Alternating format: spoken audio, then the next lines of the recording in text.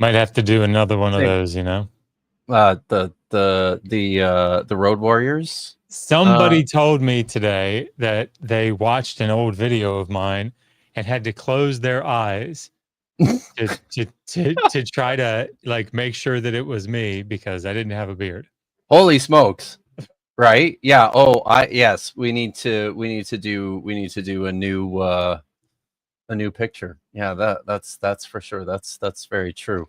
You're gonna. I mean, you need all new shit, right? Tack on like a really MS Paint crappy like beard that's it. Yeah, on just what's already there. Yes, yeah. That's that's absolutely what I should do. But seriously though, you're gonna need a new Apologia avatar at some point. I also think he should draw on a really cheap like squiggles with a Sharpie or something like. Yeah. No, that'd be perfect. Very perfect. So hey guys, hi Vish, hi Josh. It's good to see you. Thank you for being here, and thank you everyone in the chat for showing up.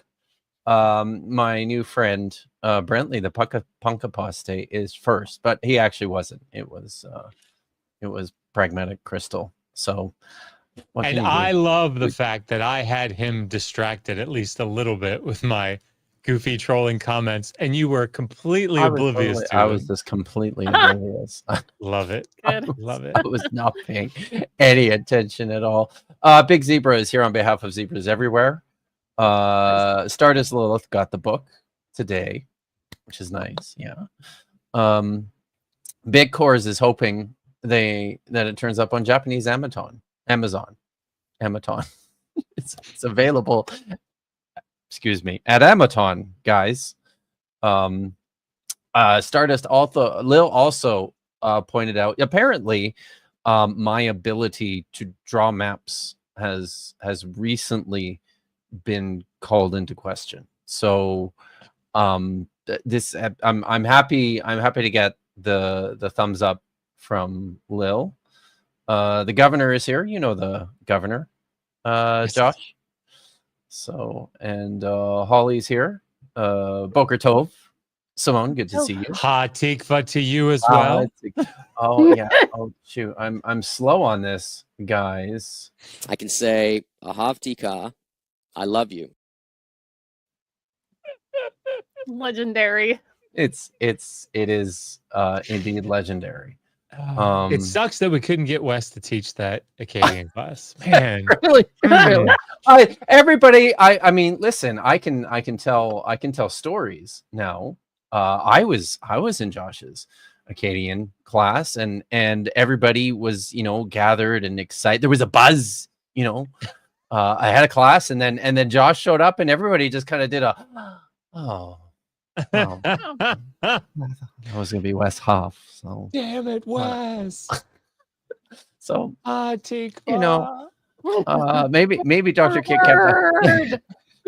I was pretty drunk when I tried to draw that map. I thought you were gonna say when you were in Akkadian class. I was like, the hell? Well, that too. Professionalism is the name of the game here, folks. I was I do feel like I should apologize, Josh, because I did feel like maybe I was a little disruptive throughout your okay, I have to tell it. Okay. I have to tell it. So I'm sitting here teaching, and I think it was during like the introductions bit, which it was done at the end because I've never done that before. It was. And so like a couple people introduced themselves, and then Kip was like, yeah, I'm Kip Davis, and one of my I didn't say that. It was something akin to that. I said my name is Michael Jones. And that's right. Your name is Michael Jones. It was even better. Otherwise, known as Inspiring Philosophy. Sorry, you're right. What came next sort of overshadowed, which is apparently caused me to. And Stephen, one of my amazing former Sumerian students, he's from Canada, and he said something like, He came off mute and he said, "What's with the flames?" Is that what it was? He said something like, Yeah, "What's he's with like, the flames?" you a fan of the Flames or something? So why did it have to be the Flames? I was wearing one of my several Calgary Flames hats. And Kip says, "You want to fucking go right now?" I was like, I appealed to everybody's Canadianness, you know, but Guys, to no avail. that's how we do it. It was In hilarious. Canada. That's how we do.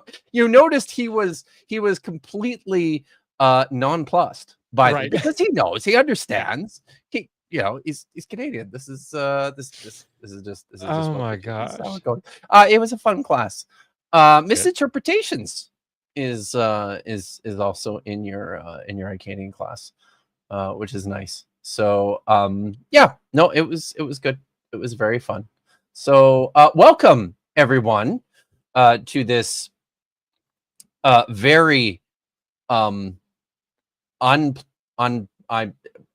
unprepared stream, I guess. I have nothing prepared. Nothing, because I wrote a book. Your first book. Yeah. my first affordable book, but I mean it has been Kip Davis has written no books. But sorry, what was that, Neil? Kip Davis has written no Jesus. Hey, Kip Davis has written no that one might be my new favorite. I don't know. I did not expect that. No, nobody did. That's new. So Raspberry Limbic Ted, thank you very much for the $2 super chat. I think this is meat permits, Tad. That's cool. Something must have happened on Dapper Dinosaur's channel that I didn't notice, but I like it. Photoshop Billy Mays' beard. Yes. Onto Dr. Slavery. Yes. He's the OxyClean guy. Yeah. Yes. No. Yes. I was like, I feel like I know that name. I kind of feel like it would just look like Josh's beard, except like jet black, wouldn't it? Mm. I mean, it was a magnificent beard, but like jet black. He probably put stuff in it. I would imagine to get it to get it. Oh, I see it. That color. But are you looking at it? Do we need to show a? No, I mean, it seems like I'm the only one that didn't know. So Maya asked if you kicked me out of class. It was at the end of class. So, and I don't know, maybe you'll have to at some point if things get. You're the star that's drawing the crowd, man.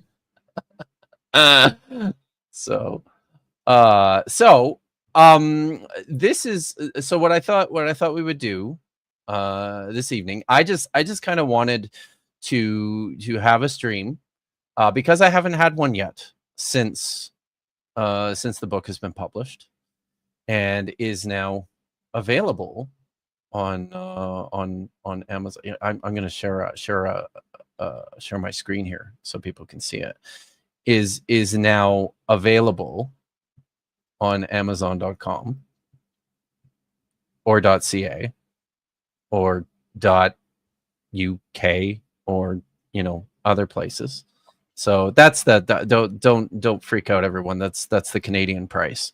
So it's cheaper in the US. So but it would be worth that. It's a tome. It's pretty big. So it's pretty amazing. So thank you. I got my copies 2 days ago, which was fun. And yesterday evening, which is something that I've never had the chance to do. Well, I'll tell you. Well, first of all, I took a copy, I signed a copy, and I dropped it off at my son's house the dedication in the book is for my my first grandchild, little Wessie. That's amazing. So which was something that I was very excited about doing since the moment I found out that I was going to be a grandfather. So it was a big deal for me yesterday to actually, you know, run a copy over for my kids and for my grandson. So that was kind of cool. I've never had the opportunity to do that before. Well, there was one time one of the books I have actually written books before, just in case anybody wondered. They're all like boring, expensive academic books though. And one of the books was I co-edited a collection of essays for a Festschrift for one of my teachers. And when it was published, I presented. Oh no, it wasn't that. That's right. It was when I published my monograph, my first book. When I was an undergrad, when I was like a first or second year student at university, one of the first classes I took was Greek, and it was taught by Marty Abegg, who is a Dead Sea Scrolls scholar, and like a pretty phenomenal Hebrew grammarian as well. And he had just published his English translation of the Dead Sea Scrolls, and so I bought a copy. And I was kind of what's the word I'm looking for? It was kind of a new thing, right? To have a teacher who had actually published a book before. So I was excited to buy it, and it was published by HarperCollins too. And took it up to his office to get him to sign it for me. And he signed it to Kippy Bavidika, with blessings. You are the first is how he signed it. Apparently it was the first ever book he's signed before. He told me this when this happened, right? So Marty became my MA thesis supervisor. He was instrumental in my PhD journey. I worked with him on various projects as a postdoc. He's been a good friend. Still lives actually just down the road from me here, and we get together for lunch from time to time. But when I published my first book, you know, this is one of the things that I wanted to do. So as soon as they came out, I set one aside for him, and I wrote in the front cover to Marty, Bavidika, you are the first. And yeah, it was fun. It was cool. But I've never, in any of the books that I've written or edited in the past, the publishers have not allowed me to have a dedication page. So this was yeah, I don't know. It was a Brill thing when I published mine. I don't know if that's still a thing, but and they change policies all the time. You know, like it might only be a thing for a couple of years, and they'll change it, right? But that was a thing. So, you know, I never really even had the opportunity to do like a proper dedication before. So that was a big deal for me. But anyways, I don't even know what I was just talking about taking a copy over for my kids and my grandkids. So that was fun. But anyways, if anyone has questions about the book or other things, or if you have comments, please throw those in the chat. We'll keep our eyes open, and we'll see how this goes. I kind of wanted Josh here. I'm just kind of, but because he was kind of there from the start when I started actually working on this. 2 years ago. And I think I've said this to you directly. I wrote this actually in the acknowledgements page that it's your fault that I wrote this in the first place. Because I was teaching, I was filming for the course, for the Israelite Religions course. Oh yeah. We were talking on the phone. You remember this now, right? Yep. We were talking on the phone, and I said something about, how many pages of notes I had, and Josh just says, "Why don't you write a book?" He's like, "You're 2/3 of the way there. It'd be easy." I'm pretty sure you said it would be easy. Yeah. All these terms, there's polyvalency, Kip. Should know that as a philologist. Yeah, right. It's true. Yes. Easy. So, it was, I think it's 4 times the size now from when we talked, but it was fun. So, but anyways, thanks, Josh, for such a great idea. Sure. I'm pretty happy about it. I'm happy with it. I hope other people are happy with it too. So, and yeah. So if just to kind of well, I see we have a super chat, but I've been doing a little thinking, and I wanted to ask what you guys think about this. I feel like, and I've thought this for a while, people have always had like a fundamental misunderstanding, I think, of what it means to be a specialist in a field, right? Or to be an academic.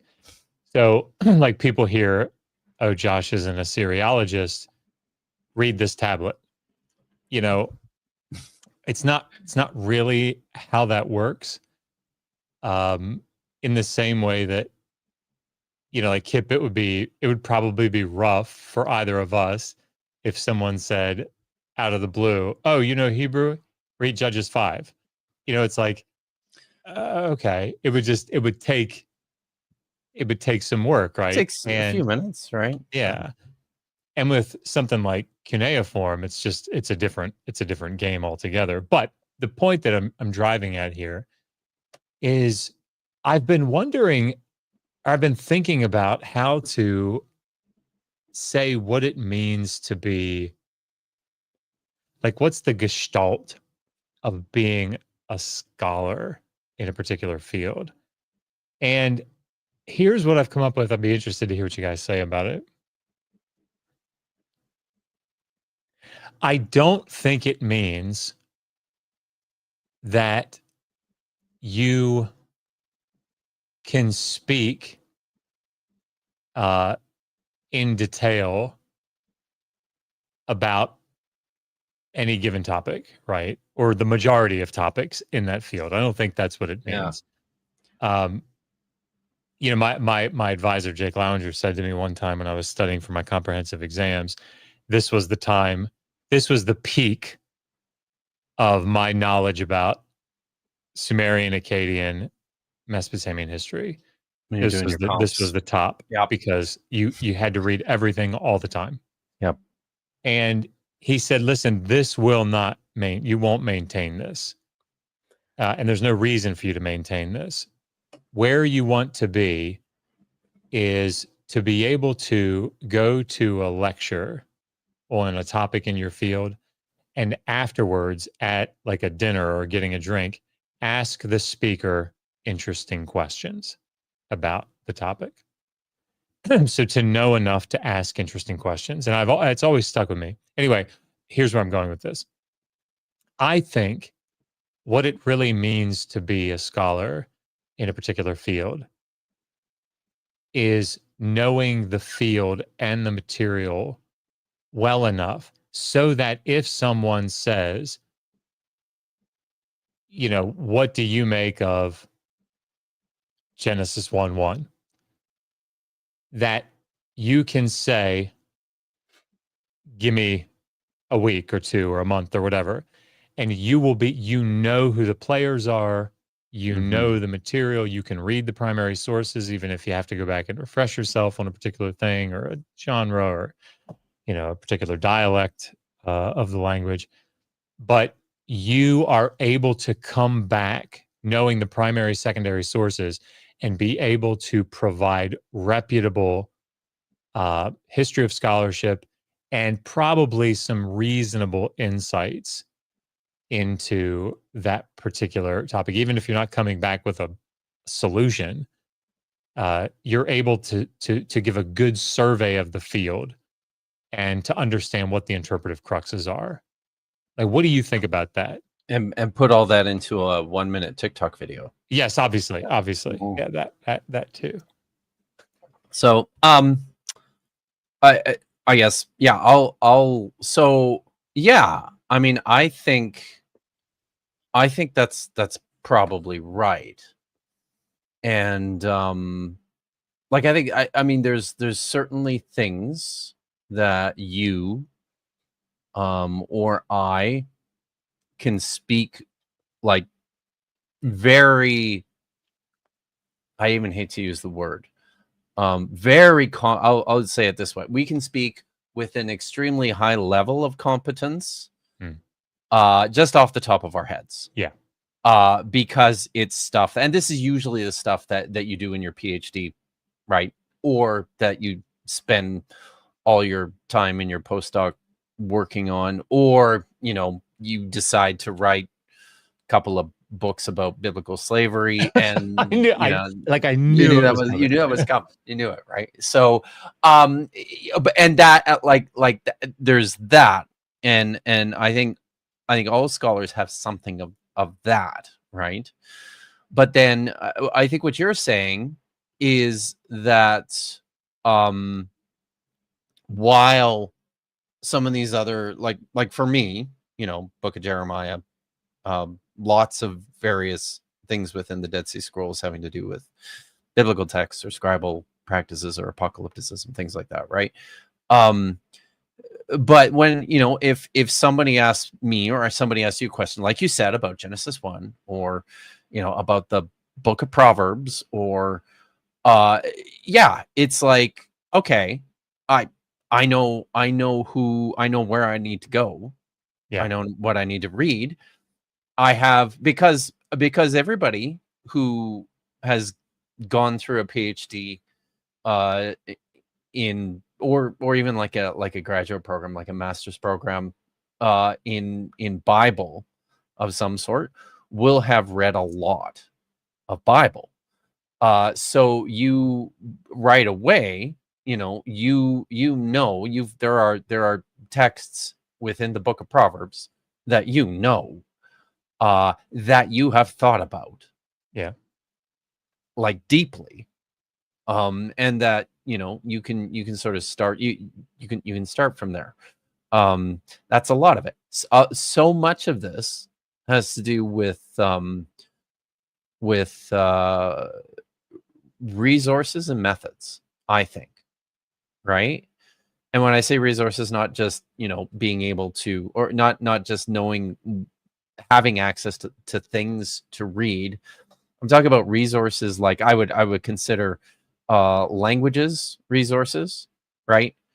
I would consider just the participation in critical biblical scholarship, forwarding your own, like, ideas that have contributed to the field. That's that you have compiled a whole bunch of resources through that process that have to do just with you know, research and navigating history and various things like that, right? So so to that end, and I think this is what you're getting at a little bit here too, because you, like, when it came to, I had a couple, when it came to writing the book, I had a couple of templates in mind. I already had everything outlined through the course, so I had this general idea of what I wanted to do, where I wanted to go, right? Lots of this stuff, most of it, is not things that I specialized in my PhD. You know, I mean, I've taught at the introductory level a lot of this stuff for a long time. So, but in terms of templates, like I had, and it might be because it was one of the best books I've read recently, but Francesca Stavrakopoulou's book, kind of in the background as something that I wanted to, as something I wanted to follow in terms of her style and the organization and the way that she Kip, you're forgetting that ChatGPT gave a completely different Oh my definition God. for this word than she did. Who am I to argue with ChatGPT, right? It's true. So and you know, I don't know. I mean, whenever that happens, Vish, all we can do is just say, you got me. Yeah. So Yeah. but the clinker's right. That's it. The clinker's right. So, but I also wanted to say I also had your book in mind as I was working through this, right? Because you've done this, you've been doing this for a couple of years, where you have been writing general, I would say consensus scholarship at a general level, right? Yep. I was probably a little bit less restrained in that. I know that you're very, very particular about insisting that you're not forwarding too many, if any, new ideas or novel thoughts or things like that in what you write. I had some thoughts. I've got more of them in my Leviticus commentary, if that helps. Well, yeah, right. But that's, I mean, and that's properly, maybe, you know, that's probably the right place for it. So, but you're right. Like it's, and I guess that's probably why some of this takes time too. And this, just to say, the reason that this has come back up in my mind is, so today I was asked directly if I ever like talk about the New Testament. And I explained that, you know, at Capital Bible Seminary, I had a 126 semester hour master's degree, which involved 6 years of Koine Greek. You know, I've taken all the New Testament courses. I've taken historical theology. I've taken church history. Like I've translated through the book of Hebrews. I can work in the New Testament. But this was the key in my mind, because I was asking myself, what is it? Like, I know I don't feel comfortable in the New Testament. Why? Yeah. And the reason is I don't know the players.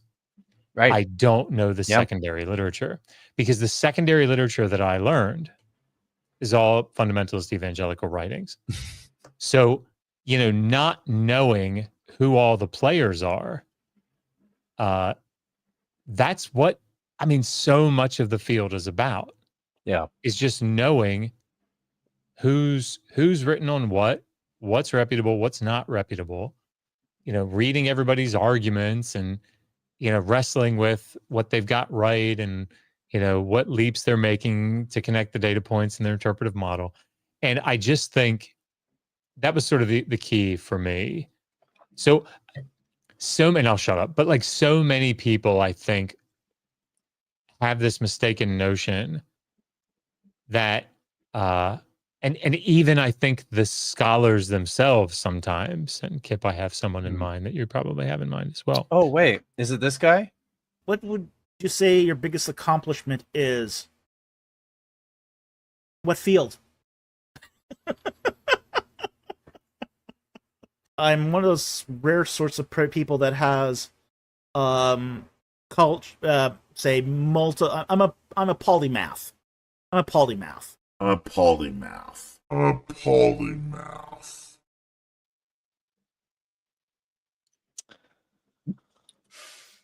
Sorry, what was that? It was that the one? You know, I can neither confirm nor deny, but I think that we all feel this pressure.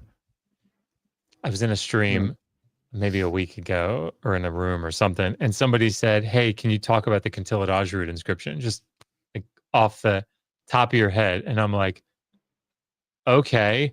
And fortunately, I'd read Bill Schneidemann's book, within the past year. So I'm like, okay, yeah, all right, I can talk about iconography and abecedary and, but I mean, like under normal circumstances, if somebody said, can you talk about like the Samaria ostraca? Like, no, I can't. Now, if you give me a couple hours, I know where to go look, and I could probably translate through half a dozen of them and then give you a little summary of what's going on. But somebody in the chat, I can't remember who it was, I'm so sorry, said something like PhD teaches you to know how to find things. And that's a really good way to say that, I think. Yep. It's a really good way to say that because it teaches you where the reputable sources are. Yes, that's it. It's cuneiform guy. Yeah. It's true. Yeah. It's true. Anyway. And I think that, that's part of it too, because there is a, when you go through the process, there is a fuck ton of intimidation, right? It's a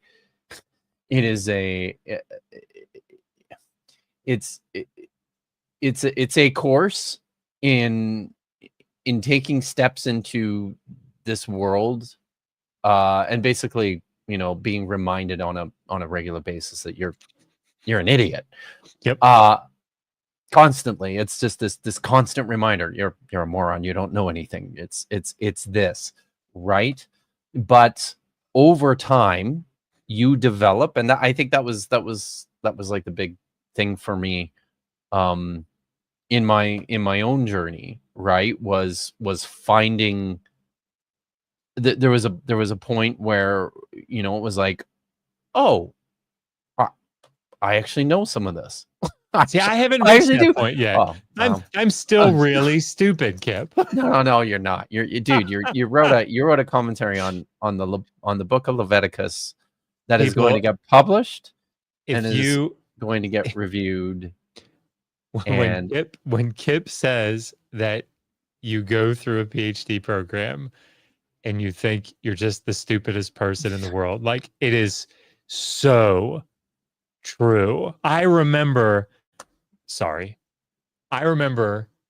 sitting in, I was 3 years ahead of Megan in the PhD program at Hopkins. And I remember the first year that she got there, and we used to do this thing called Mesopotamian Seminar, and all the Assyriologists and all the archaeologists, like 4 times, so I guess about once a month, we would all get together and we would read a book as a group, like a new publication. Everybody would take a chapter, faculty and everybody, and we would summarize our chapter and then present it to this group. So not intimidating at all. And I had done it for 3 years at that point and knew how intimidating it was because you're presenting to all the faculty in those 2 parts of the. Yeah, right. And I remember Megan came in for her first one, and I when it came around to her, I just thought, oh, man, because like I liked her, but I was like, oh man, this is gonna be so bad. She's probably a nervous wreck, and I mean, she just nailed it. It was brilliant, and I remember like talking to her afterwards and saying, that was incredible. And her response was, I'm the stupidest person in the world. Like, that was horrible. And that's what it's like. People, I swear I'll shut up. My friend Caleb Howard that I was joined at the hip with him. If you were to ask him, like, what do you think about Josh? He'd probably be like, Josh is brilliant. I'm dumb. Right. And if you ask me, I'd be like, yeah, Caleb is brilliant. I'm dumb. The imposter syndrome is a very real thing. So when we hear people on TikTok, coming out 10 toes down, with their chests, puffed out, saying, my Strong's Concordance tells me, it's like, ooh. Not Strong's. Yeah. So anyway, sorry. There's a couple of super chats and comments. maybe we should look at some of those. Brandon Runyon, thank you for the $5. That class was the first time Canadians ever made me feel something other than comfortable. Oh yeah. I'm sorry. I am If you am had sorry. said, "Do you want to fucking go right now?" Maybe that would have maybe it would have been better. Maybe it would have been. But it was, it was kind of, and I think I just got lost in the moment because it was just him and me, right? In that moment. And it was but Steven seems like a nice guy. He's So amazing. even though he's a fucking Oilers fan, but what can you do? So Edward, thank you for the $5. What do you hope the book will do out there in the world? So what I want to do, I mean, there's a lot of books that have been written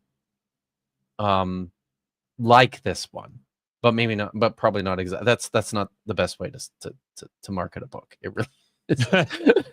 But it's not like one step above. Yeah. Don't buy it. Or don't. So I do I mean it's an extension of what I do here every day, right? Or twice a week. And this is something that Vish and I talk about quite a bit when we're doing streams together. I mean it when, like, I have a t-shirt, and I mean it when I say it. I fucking love the Bible. And there's a bunch of people who do. All three of us here on this stage do. Josh professed his undying devotion to the Epic of Gilgamesh on this channel in the past. It's not Bible, but it's ancient literature, ancient sources, ancient history. And I get excited about helping people to appreciate just the intricacies and the wonder of this text, of this world. On the one hand, it's kind of amazing, and on the other hand, it's tragic and terrifying. It's all these things, right? And the lens through which I'm investigating, and the book is basically it's Israelite Jewish history, and the biblical text is basically what the book is. But it's through this lens of propaganda, where I'm trying to show when people sit down and read the Bible, their English translations of the Bible, that there's so much going on there that you don't see until you stop and you think about what's happening, until you pick up some other sources and read through what this world was like, until you get a sense for what the textual traditions and the transmission process and the actual manuscripts we have look like, until you have some kind of a grasp on the material culture of this world. You come to realize that as much as the Bible is purporting to tell us about the history of Israel, it's not, right? Like, it is a document of concealment. And I think a big part of the wonder of the Bible is peeling back those layers, opening it up, revealing those things which are concealed. It's getting underneath the skirts and exposing the shulim of the biblical text. That's what I guess that's what I want to accomplish and achieve. And I also want to sell a fuck ton of books. So yeah. But thank you, Edward, for the question. So by the way, I don't know if you picked up, we did a stream, Vish and I, recently about Isaiah's throne vision. where I he caught a couple saw. minutes of it. Did you? Oh, Yeah. okay, yeah. So that's where the Shulim Yeah. reference came from. So but thank you, Edward. I mean, I am aware of that word, Kip. Oh, yeah, really? Well, it's just like Zote, right? It has to match the nearest antecedent. So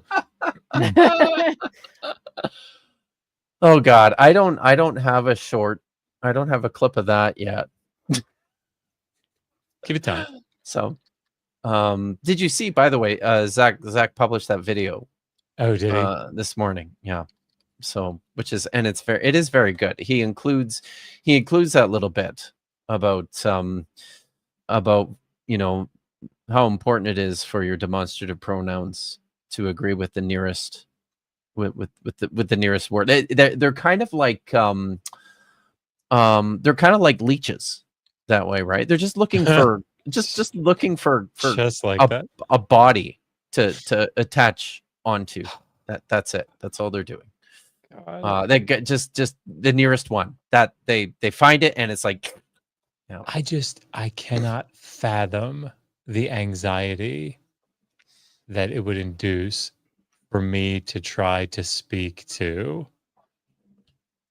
the variety of topics that certain people speak to. Oh my God, on the fly. Yeah. Without prefacing it with, so I don't really know a lot about this, or I haven't worked in this in a long time. I'd have to go back. Don't take my word for it. Here's a scholar that you could actually go talk to about it, without prefacing it with one of those things. Yeah. But see, yeah, it's true. It's true. So, Raspberry Limbic Tad, thank you for the $5. I can speak authoritatively on all the topics in my field. Turn it off and turn it back on. And printers are bad is 100% of IT. That principle worked when I was in the Air Force as well, right? I was a radio and radar guy on C5, and turn it off, turn it back on. Yeah, it's amazing how many problems that solves. So it's but can the IT guys explain why? Why does that work? I don't. So yeah, I think it has to do with Nephilim. I'm not sure. Or yes, magic, probably, or spirit critters, maybe. Mm-hmm. You know what I hate about this is that I always, it's like Megan being over here in the US. She always forgets which word she's supposed to say, right? Is this should I say bin or should I say trash can, right? She forgets like sometimes which one's the British one. The word Anunnaki. Yeah. And an Anunnaki. And I always think to myself, okay, I don't remember how it's actually spelled normalized.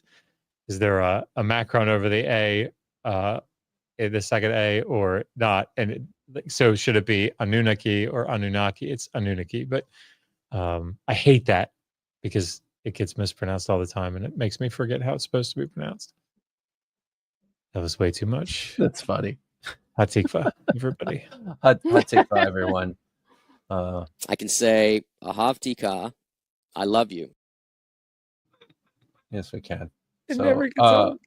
It doesn't. It's so good. Question for Dr. Josh from Aunt Jer. What topic do you wish people would ask you about? Split ergativity, isn't it? Yes, that's at the top of the list. Any over topic, and over again. Any topic, any field. What would you like to have a conversation about? I actually would really love to talk about what I wrote my dissertation on. Yeah, Scribal training, Scribal education, and lamentational liturgies and how they go together in Sumerian. That's actually a really fun topic to talk about. We should do a stream sometime, Josh. Yeah, we could have all 3 people in the world that would be interested in that just show up, you know? But I think now these would be our most our oldest surviving examples of scribal practices. Wouldn't they? Yeah, I mean, among them, certainly among them, right? Yeah, I mean, I think the earliest writing is, is going to give us Scribal practices because they're the people that are But writing them. here's what I'm thinking, and tell me what you think about this, because I'm someone who has worked on Scribal practices in an entirely different area and time period. I don't know. It might be fun just to sit down and talk about some of our perspectives and the similarities and the differences and the challenges unique to our own study of one a of broad topic from a couple different perspectives. One of the big things that like comes out immediately is the difference in the source material. Like yours, the Hebrew Bible, like it sucks what we have, right? It's the dearth of information. It's almost nothing. And in Mesopotamia, like got tens of thousands, probably hundreds of thousands of scribal texts, right? Because of scribal education texts. So yeah, I mean, like it's almost too much to work through. See, that's one right off the top of my head. I have a question about that, right? Like I assume that when you were doing your dissertation, you had to develop and employ selection criteria of texts that you were going to include or exclude, or under what grounds you were. Definitely, right.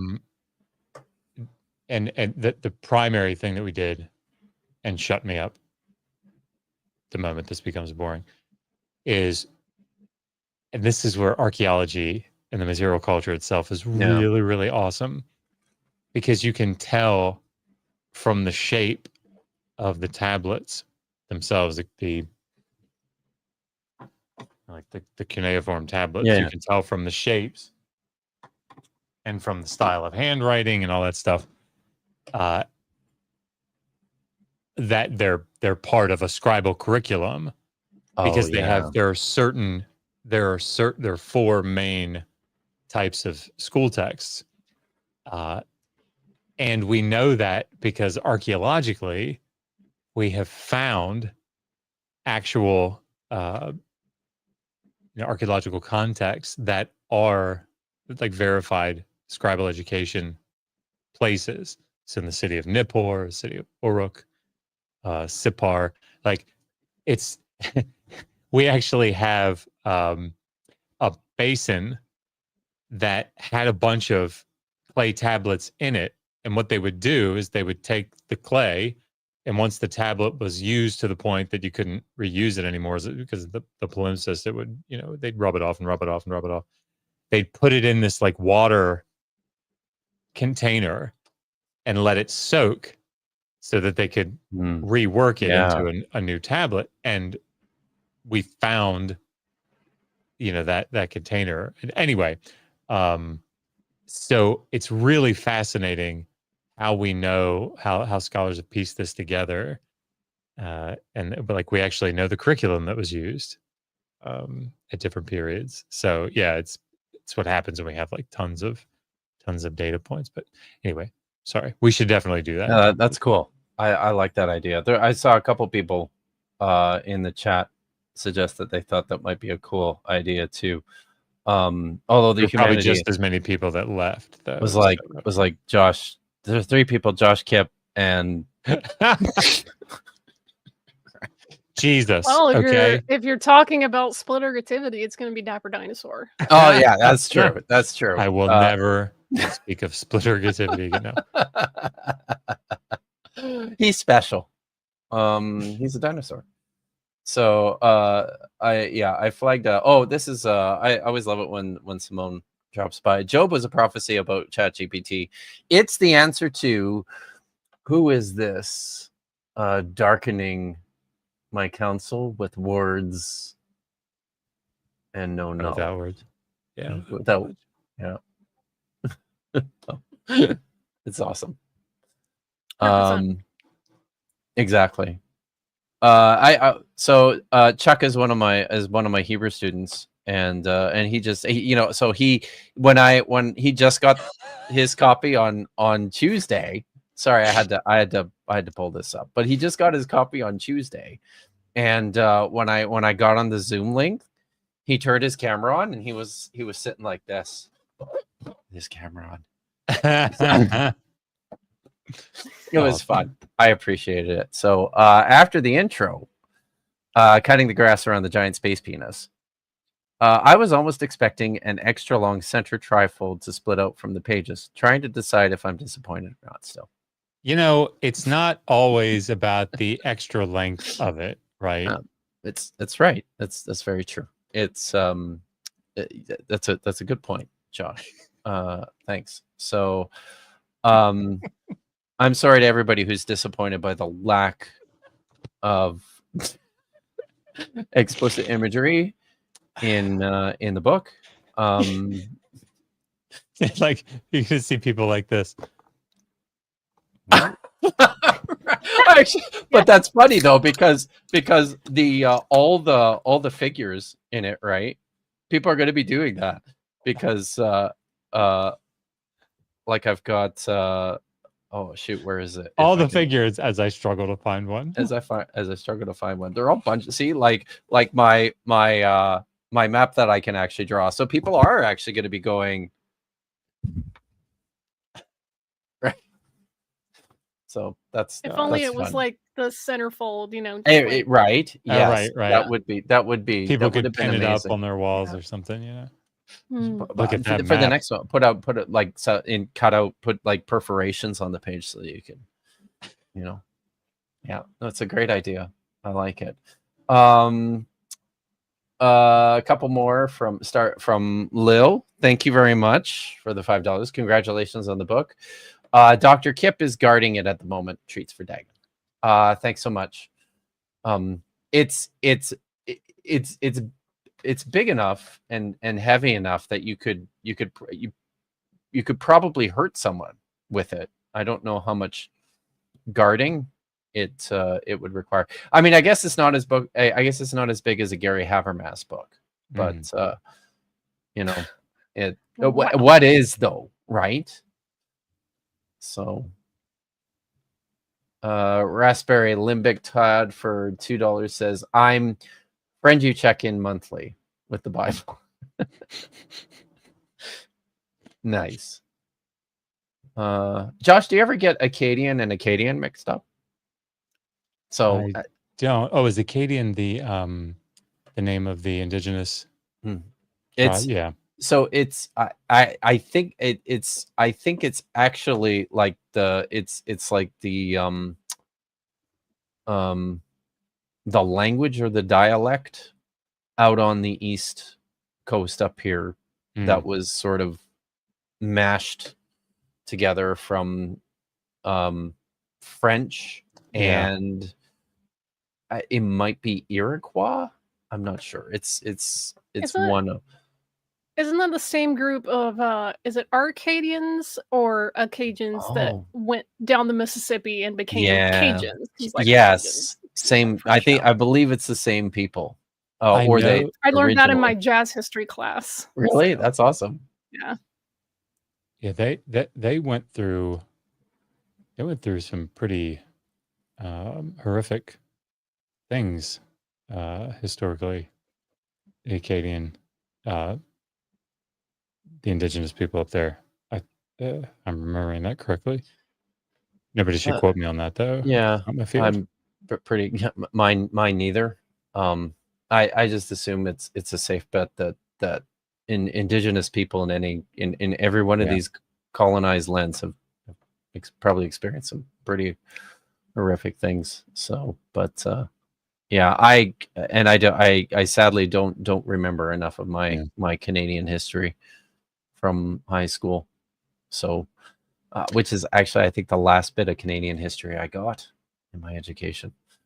On a slightly brighter note, Kip was telling me before we went live that now that he's finished the book, his efforts are going to be put into the social media scholars pinup calendar that we're going to be putting together. And did I get the name right? I think I got the name right. Social media scholars pinup calendar. Yeah. Yes. It's going to be available on your OnlyFans. Is that where it's going to be? I just can't remember exactly. Yes, I believe yes. So check, look for that. Coming soon. I mean,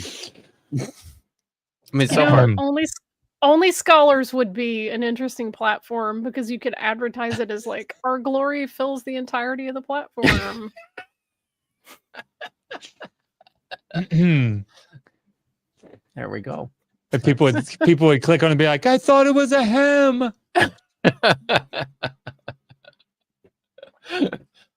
Oh. Yeah. This one's an actual. This looks like an actual question. What was Jesus a teacher of righteousness? I actually think based on the gospel presentation, I think, yeah, sure. It's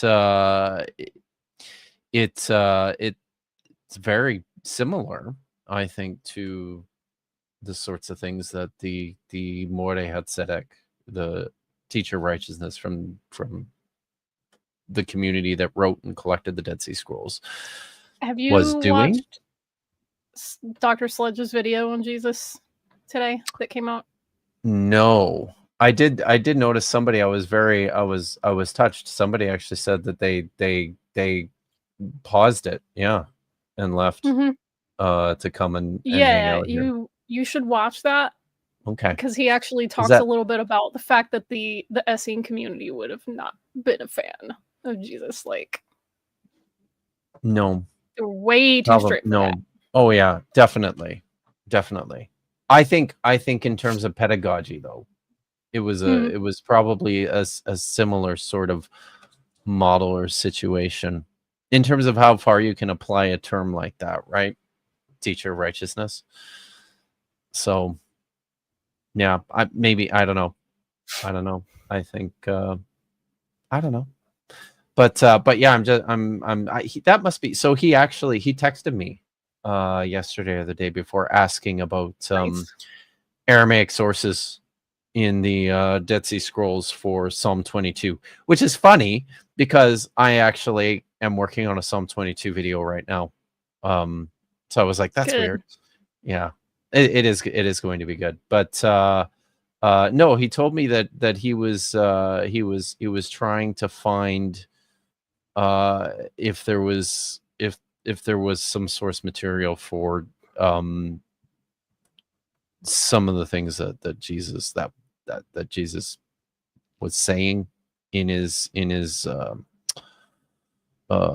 the word I'm looking for, in his passion narrative, some of the stuff said there. So, but yeah, no, I'm definitely going to go check that out. Everybody should check that out after we're done. So yeah, and there's another one here from Raspberry Limbic Tad. Number one for keep drinking game, Josh says, I'll shut up. It's like everybody would be pretty drunk after not much time because every single time Josh talks, he then tells us he's going to shut up. So sorry. But no, it's good. And you should talk more. It's good. It's good. The talking is good. And you should talk more. That's very kind of you. No. Gosh. So, but and I know you have you're limited on time that you can actually be here. But there is one from Lil for you. Now, Nasir is the one that sold the shitty copper. The right? shitty copper, yeah. He sold the yeah. shitty copper. Oh, he sold it. Yeah, he sold it. Yeah. Nice. Yeah, I mean, more. I call that the world's first Yelp review. Nice. Yeah, more than that. Was it an old Assyrian? I mean, it sounds old Assyrian. If it's just a huge meme by this point, and I think that it's great that people at least have some interest in like the ancient Near East. So Oh yeah. Well, this is, if there's one thing that we are all doing, like all of us on this panel and all of us that do this sort of thing online, if there's one effect that we're having, it's that we're generating interest. Yeah. In any stuff. Yeah. And I think it's really important because there's so much there. God. Like, seriously, everybody watch out, because when Kip finishes this Akkadian course, like, I'm sorry, y'all fucked. Because, like, it's over for these hoes. I mean, like, and if you don't bring that to TikTok, Senor Davis, Jeez, yeah. we're gonna. Are we gonna have a problem? Yeah, I posted. Hey, listen, I posted my book unboxing video on TikTok. Nice. So excellent. And I think some people actually watched it. Awesome. So yeah. So I'll figure it out. It's I'll figure it out. But I was very happy to see that that bow tie Bible guy showed up today. That was nice. So tell us, Josh. Tell us about your new venture. Oh yeah. So Megan started Dial a Deity on TikTok and where she put Instagram and YouTube. And it's had some really good feedback. Somebody asked her, she loves Terry Pratchett. Like, some of her favorite books are Terry Pratchett books. And somebody asked her about, like, is it Offler the Crocodile? I think. Anyway, it's a deity in one of the books. Probably pronouncing it wrong. She had to explain it to me, but the way that they communicated was by like a type of Morse code, I think, from tower to tower. Anyway, so somebody called her and she said, thank you for calling Dial a Deity. Oh, you want Offler the Crocodile? Well, I'm sorry, you've reached the wrong reality, but don't worry, this happens. I'll just connect you. And it does this little fade through or something. And she's dressed completely differently. And she's out in our kids' you can't tell. I probably shouldn't be giving it away. She's out in our kids' like treehouse. So it looks like she's up in the tower and she's got this piece of paper and she's clearly watching off in the distance, like she's watching some Morse code lights or something blinking. And she says, "Oi, Charlie, take this down to Offler's Temple or something." And it's priceless. Amazing. That's incredible. Anyway, so everybody should go watch Dial a Deity. But so she said, what would be really good is if you were to like do a similar sort of thing and call yourself the Bow Tie Bible Guy. Be wearing your bow tie, but be doing like the housework that you do.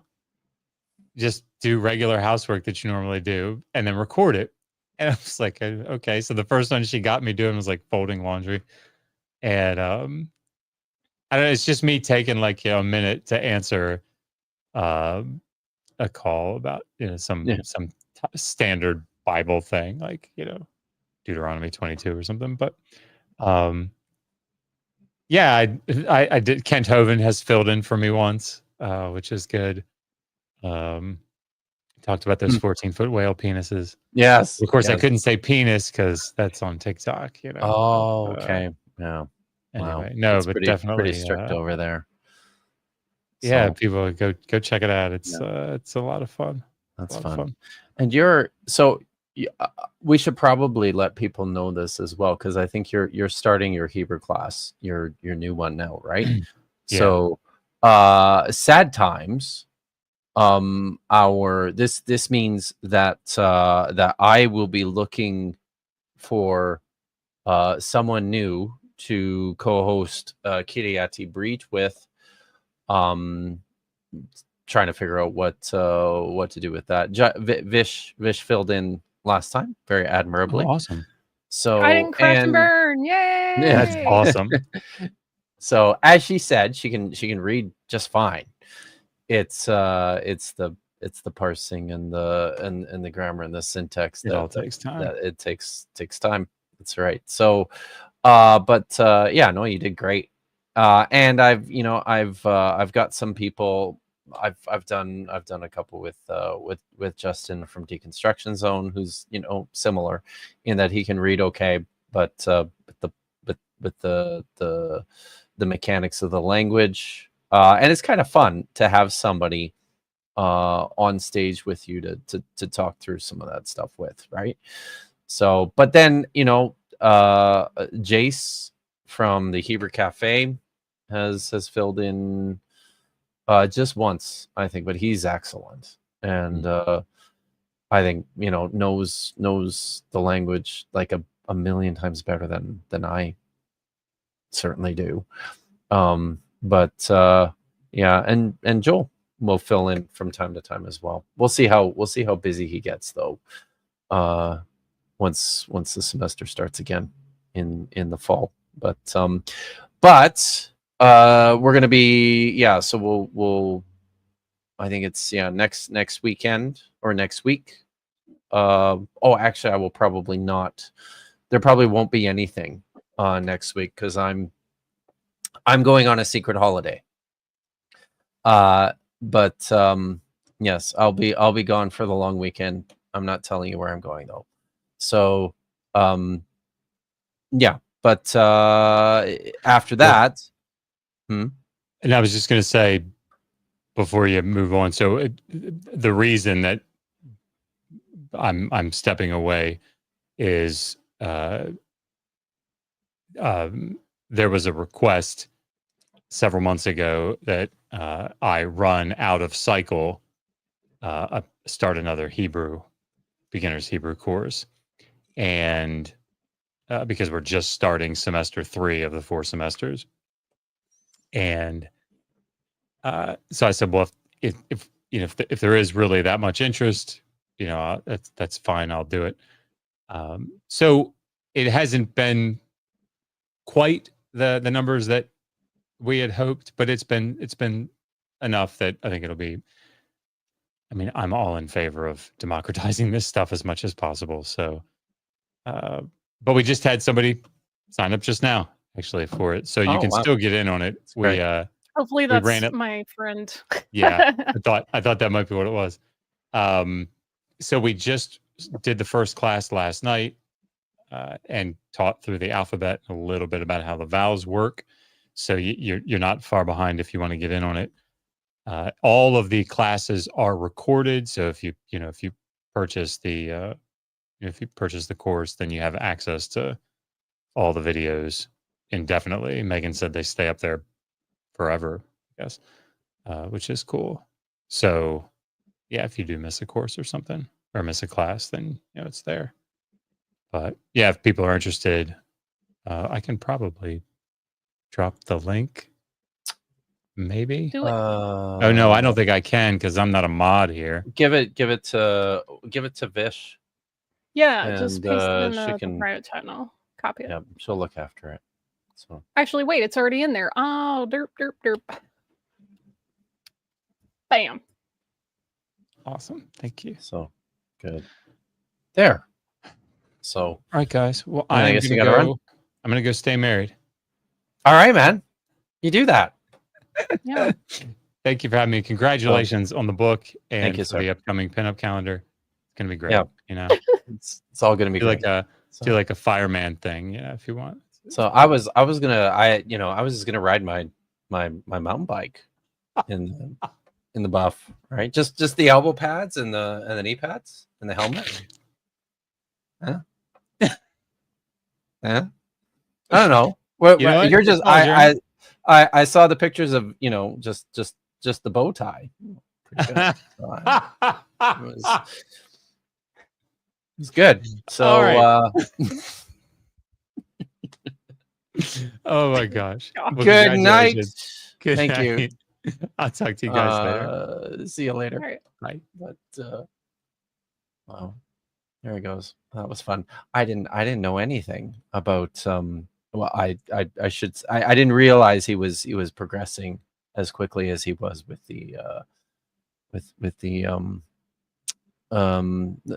scholars calendar idea, which is really a project that Josh has been spearheading. I've just been, kind of helping him out with it a little bit here and there. It's not, it's yeah. So there. How you doing, Vish? I mean, I'm trying to survive the sudden onslaught of heat in the LA Basin. I'm not a fan. I can usually handle heat okay as long as it's not humid, but it has been pretty egregiously humid. So when it's, 92 and it's humidity over like 70 something percent, I'm just miserable. So not been having a good time, but I do have a AC unit in the window and I might kick that back on as soon as we're done. I don't have it on now because it makes too much pretty noise. loud. Yeah, and I didn't want that to distract. Yeah, it gets. I've got my fan on full right now, but I think like when the sun goes down, it's nice and cool outside. It feels really good. I put the box fan in the window and pull all the cool air in, but during the day it's just miserable. So maybe it's preparing me for like going to Atlanta, which is where I'm going to be for like about a week. Oh wow! Yeah. When are you going to Atlanta? Oh, I'm because I'm going to Dragon Con. I usually go every year. I've been going every year since 2008. So when is that? It's anybody that's been knows. It used to be the Thursday before Labor Day until Labor Day, and then it has expanded to be basically a week long because you would get there on a Thursday, check into your hotel, get settled in, and then Friday's when all the programming would start. But so many people were rolling in on Thursday that all of like the really good choice rooms in the hotels filled up. So people got there on Wednesday to try to get a better space, because what you want to do is, because it's in a series of connected hotels, you want to get as low a floor as possible so that you can just go up and down some stairs and not have to wait on the elevators that take forever. So people started coming in on Wednesday, so this joke started that Wednesday's the new Thursday. And then what ended up happening is people wanted to stay through Monday night instead of missing the half the day on Monday trying to pack up and get checked out and do all that hassle. So they started staying till Tuesday. So then it became Wednesday to Tuesday. And now I've already started seeing people rolling in on Tuesday, leaving on Tuesday. Oh, wow. We've started joking that like eventually it's going to start in so it's going to be the month early August. September. It's going to it's crazy. Some people joke like it's going to eventually just grow to the part where it's year round. And I'm like, I need a break. But yeah, I really like going. It's the only time I get to see all of my friends in one place. And usually that's the only time I see most of my friends in the year. It's just there. So nice. it's kind of this really fun combination of Mardi Gras and nerd summer camp. So those are fun. Yeah. Looking forward to it. That's cool. Awesome. Well, I think Dan's gonna be there actually again. He came last year. He did, and he likes it. I mean, he's geeky like us, and we were in the hallway chatting with some of the skeptic track folks, and we were out there talking to Forrest Valkai and some other people that were there, and they were like, "Hey man, you should be a panelist next year." So right there, is he a panelist this year? I believe so. Oh, that's cool. I believe so. That was the plan the last time I checked. As far as I know, that's still the case. I haven't confirmed in the last few weeks, but Dan has fulfilled one of the things on my bucket list. Well, it's not to be a panelist at Dragon Con, but if you haven't checked it out already, Dan from Data Over Dogma did an episode of God Awful Movies last month, which is one of my favorite podcasts. Have you ever listened to those? Oh my God. No. So they're three atheist comedians, I think. And they've been doing this show forever. But they basically do weekly reviews of Christian exploitation films. It's pretty great. Oh, So amazing. it's hilarious. It's amazing. So Dan and Dan were on, and they reviewed the Netflix Mary movie, the Jesus one. I don't know. You probably didn't even notice it was. I there. I also canceled my Netflix subscription. Oh, yeah. Either at the turn of the year or just around that time, because they were like, yeah, we're gonna raise prices again, and I was getting freaking sick of it. Like, look, I get that you don't mail out DVDs anymore. Cool, that's fine. It's a streaming thing now. Cool. However, I really miss the actual like in-depth library that they used to have. And now it's slop. So much of their stuff is slop. Once they realized that they didn't want to pay licensing fees, you know, they were like, well, no, let's make original stuff. And they are hemorrhaging money. Yeah. And nothing that they've been making over the last few years has appealed to me. Me neither, And I was really. like, I need to save money, Yeah. so I'm just going to axe this. And I only have like maybe 1, possibly 2 streaming services left. Like I have Shudder, because that one pays for itself immediately. And then I think just because I happen to be a Prime, I have Amazon Prime, it already lets you. Yeah. Yeah, but even then, I'm really pissed off at them because you used to be able to just access their entire video library, and now it's like, oh, there's free with ads, and now there's like this super bonus. It's crazy, tier. right? Yeah. That's what with so my son subscribes to HBO, right? Mm-hmm. And like that was always the thing with HBO, right? This is the only commercials you ever see on HBO are for other HBO upcoming shows on HBO, right? Yeah. Nope, not anymore. So I'm like, oh my god, if it can happen to HBO, it can happen. Yeah, I mean, this is a different discussion entirely, but basically every streaming service except for Apple is hemorrhaging money, and I mean hemorrhaging money. So without that was the supposed ability to be the new cash cow, right? Well, yeah, but the thing is again, this is a conversation another time, but the thing is you can't generate enough investors and they don't see enough return, and I think to try to keep subscription prices low in order to get people to do it's this whole thing. So I strongly suspect that within the next several years we're going to see possibly streaming services merge, but I think we may end up circling back around to cable and satellite, just in a different wouldn't that be method. something? Like you'll have cable packages, they'll just be like streaming cable packages. Yeah. So yeah. Because I mean honestly, some of that too is because production costs, right? That's one of the things that these streaming services early on, when they were building their brands, they started like Netflix started with some of these like cinema quality TV shows, right? Which are hella the reason expensive Apple is produce. going to end up being one of the last ones standing is that it treats Apple TV as a service that it provides, so it gets to nestle that expense under a different category. So even if just that aspect of their quote services is losing money, all of the rest of Apple is not. So they can afford to just chunk funds at it and not have to worry about it. Everyone else can't do that. They can't make up that ground with investors and selling ad space and all that stuff. And obviously everybody wanted to have their bespoke library on their bespoke services. So that diluted the pool. And everyone's like, I don't want to pay, 8 individual subscription fees. I used to get all this shit with cable. So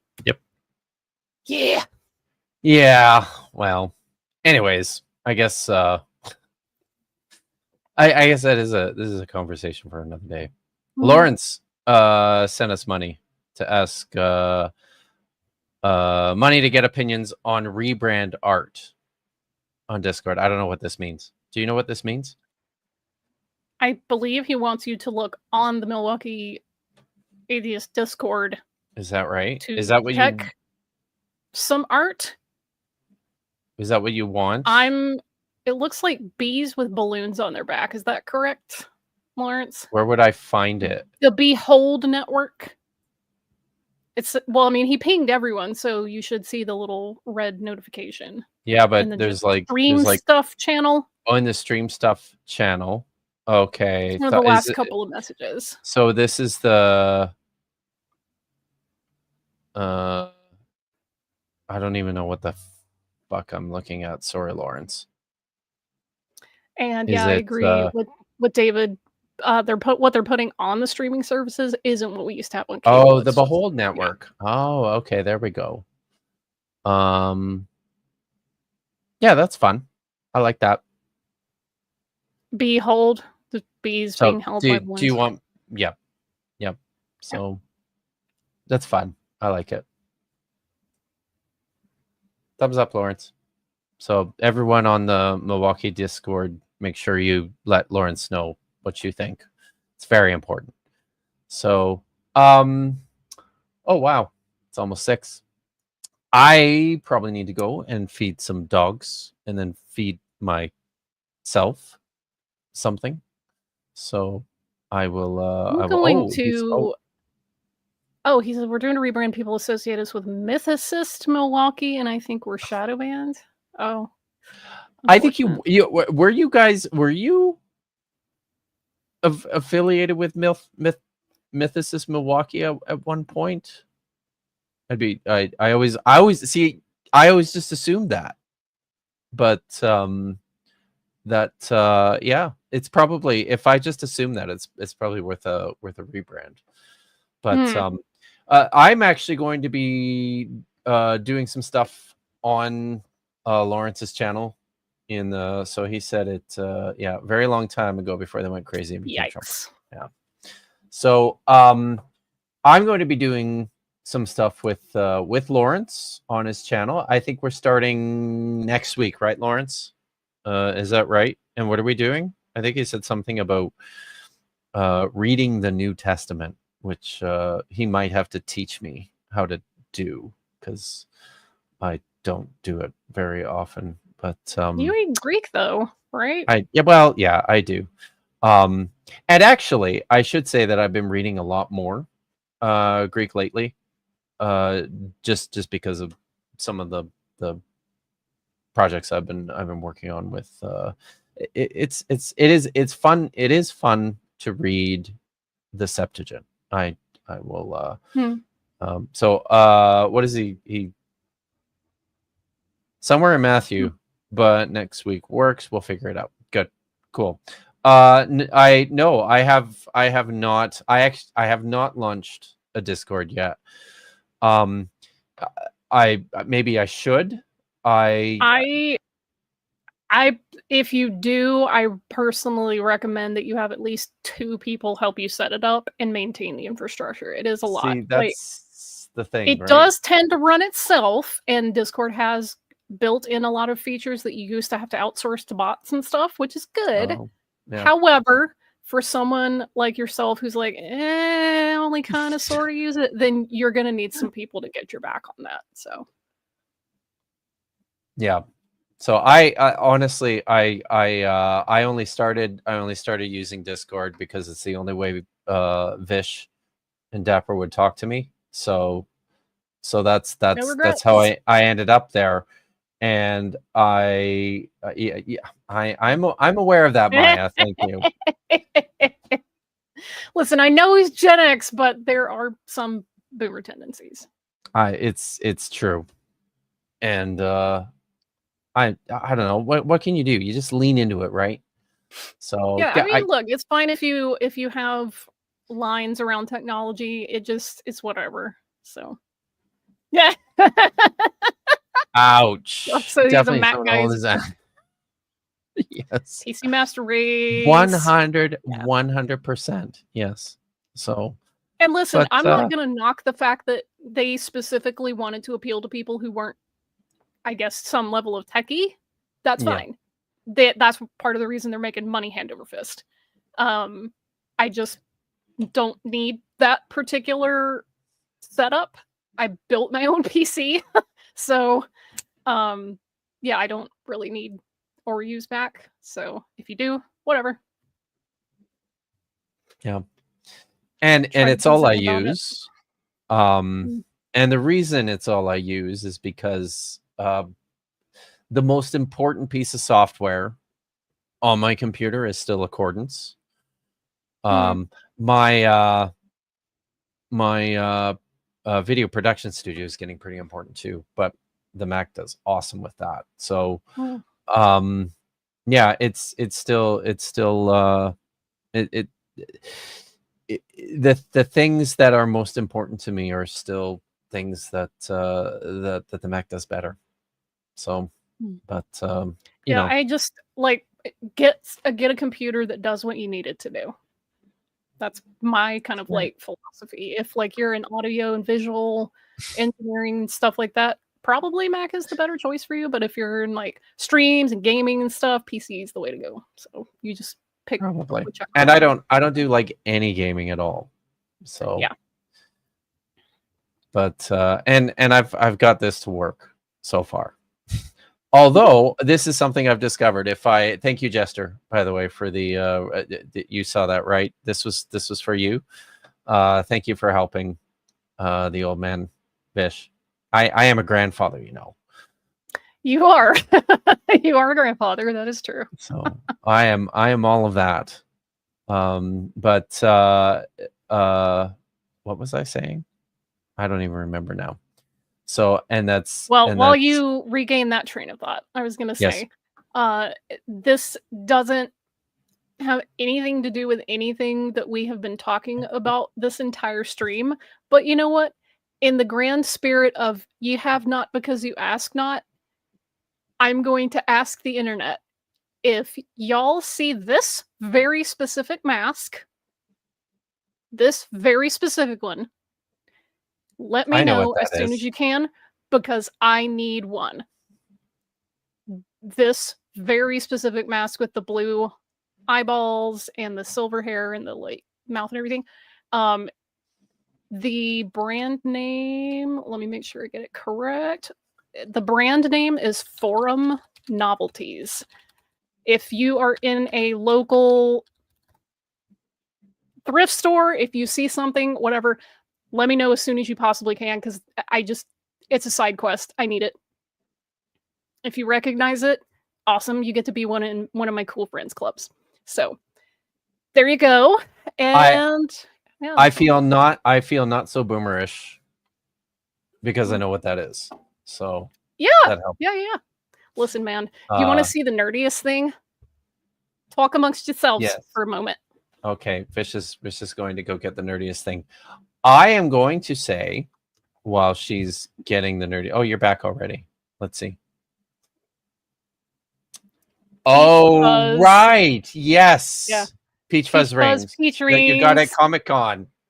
Yeah, it's from the Creep tapes. This is me shilling for Shudder because that's one of the only 2 streaming services I have. So yeah, I love that whole series. So if anybody finds a Peach Fuzz mask, let me know. How would we rate Josh Bowen on a tier list? I don't. I put him on the B tier. Beard. It's good. So okay. I think we might as well shut it down. I'm gonna just remind everyone. Thank you for coming out. And thank you to those of you who have bought the book already. I am honored and flattered. But I'm going to just say a couple things here as we wrap up about this. If you haven't got it yet, you can buy it on Amazon right now. It's just the hardcover so far. I'm currently just putting the finishing touches on the ebook files. It's a whole thing. So that's coming along with the paperback next week. And then I'm going to start recording for the audiobook to come out in September. If you do get the book, if you do read the book, please give it a rating and leave a review, even just a short one. It helps quite a bit. So I would very much appreciate that. I hope everyone enjoys it. And yeah, thanks for coming out. So what's coming up this week? Well, I'm gonna We're on- for surezies be on Dapper's show tomorrow. That's Gonna right. be reviewing some more. We're dumb starting stuff. something new. Thank God. I'm starting to think that this is because you realize this, right? That I have been on Dapper Reacts, except for a couple shows I had to miss because of things. But I've been on Dapper Reacts like every single Saturday since the end of October. So I'm starting to think that this is his plan, just to This is how he got keep me. me Like I around. just sat in a few times. Like he goes, "Hey, I'm just gonna like do another reaction show just off the cuff," and I was like, "Okay, cool." And then one day he asked me to sit in, and I was like, "Yeah, sure." And then over time it became, "You want to sit in again? You want to sit in again?" And then it became, "You're my co-host now." So it's I'm as surprised as you are, Maya, that I'm that so we're relieved. done with Billy Carson. Yeah, everyone hated it except for you, I guess. But we're starting something new tomorrow, and I got a sneak peek at it, and I was, as soon as he posted it and asked if we wanted to do it, I was like, God damn, I can't say no. So Yeah, it's very dumb. you've got you've got the space and the bandwidth and the weasels Not me. for You're a stronger Billy person than Carson. me. Maya. Yeah. It's Oh, that's right. One your jam. episode that finished with a rage quit. That's right. I remember that. That's true. Rage quit. Yes. Because of the dumb. Yes. Yes. I don't know. There might be more of that in the future. I guess we'll see. And then limits. yeah. Oh, budget scripture Saturday is also tomorrow night. Excellent. And as always, the invitation is open, Vish, to come and join us, depending on how sleepy or high you. The higher the better. Actually, you know. Right. Well, I will most likely not be there because tomorrow I'm going to a local festival for our Arab American folks in Anaheim. There's a whole like 2-mile strip of businesses and cafes and shops and all these other places, and they're putting on a festival. And I am super excited to go. They're gonna have all these different vendors and food and music. So we'll go hang out with some of my friends over there for a few hours tomorrow. Super stoked. Excellent. That's awesome. Well, have fun with that. I can guarantee you there's going to be at least 2 people selling knafe, and I really need some. It's delicious. Right. That sounds great. Yeah.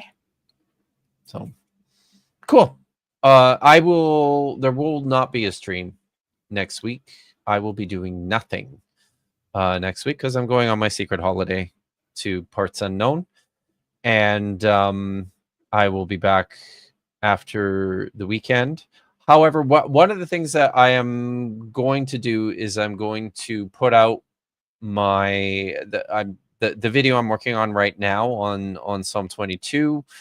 I will put on my Patreon probably Sunday or Monday. I'll get it out on there, and then it will be available to the general public by the weekend, I think. Cool. So yeah. So check it out, everyone. Thanks for coming out. And yeah. Kip Davis has written no. Sorry. I like it. It's good. Incredible. All right. Well, with that, I'm going to go eat. Everybody be good. Stay safe. And be excellent to each other. Yeah, be excellent to each other. Did you see? Did you watch the clip video that I made of our stream when you did that? You probably didn't, because I actually put you should go watch it because I did a cool. There's a Bill and Ted thing in Nice. there. You just know, for you. I did a Bill and Ted costume group a few years ago. Oh, really? Oh, cool. Yeah, like I'll send you the photos, but like I'm very proud of the Yes. work that I did because I Yes. actually found the Van Halen shirt that Oh, he was wearing in the movie. nice. Somebody was selling it on like Poshmark or Mercari or eBay or whatever, and I was like, oh my god, it's like the actual freaking Van Halen tour shirt. So like I ordered that, and then I went to the thrift store and found like a plain white denim jacket, and I just threw it in a dye bath and made it. I think I did That's two awesome. different dye baths, and it came out this it's a very specific shade of like orangey red brickish whatever. I'm really proud of the work I did. And then my friend was Bill, and we actually had somebody doing Abe Lincoln and Napoleon, and he had his little Ziggy nice. little pin on his face. It was Yeah. really fun. That's awesome. Wow. Oh man, Bill and Ted Part 3. That one I- was actually really fun. That was fun. I liked it. I quite liked it. That's the one where they're like grown-ups, right? Mm-hmm. Yeah. I was they're I didn't kids are in even realize Mhm. there was a Bill and Ted 3 until I went looking for a clip to throw into that clip video with us. So I learned that. And you say it's good. Yeah, I had fun. It's them right. and their daughters, and it is just super fun and it's funny, and I had a good time. Excellent. Well, Yeah. I will check it out, and everyone else should check it out too. But until next time, have a great weekend and a great week, everyone. And we'll see you tomorrow. But then after that, I guess we'll see you in September. So until then, Hatikva.